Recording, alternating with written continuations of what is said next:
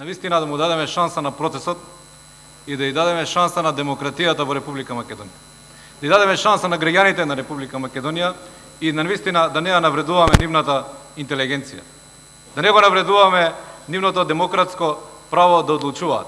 И кога вас ве бирале, и кога нас не бирале, тие мислеле и ќе мислат и во иднина, дека бираат луѓе кои работат во интерес не само на поедини граѓани, на сите граѓани на Република Македонија, на крајот и на Република Македонија.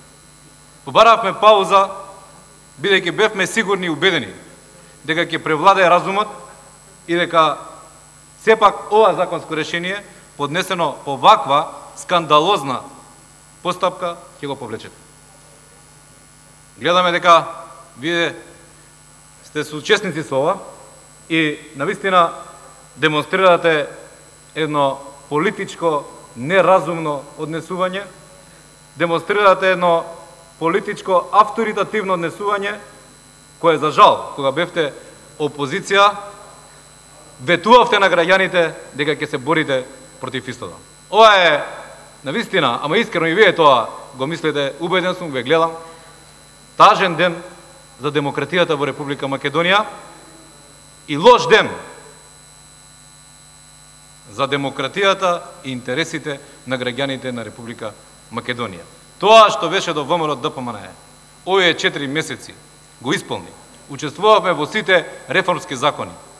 Бевме критикувани од нашите членови дека гласаме закони со двотретински, но на прво место не беше партискиот интерес.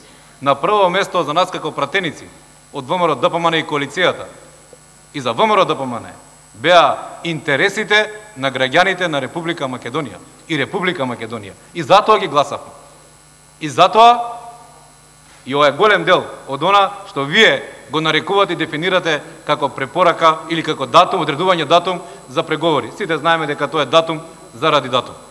Затоа уште еднаш ќе ве молам, навистина размислете и апелирам да превладае разумот и државничкото однесување, државниот и граѓанскиот интерес на Република Македонија.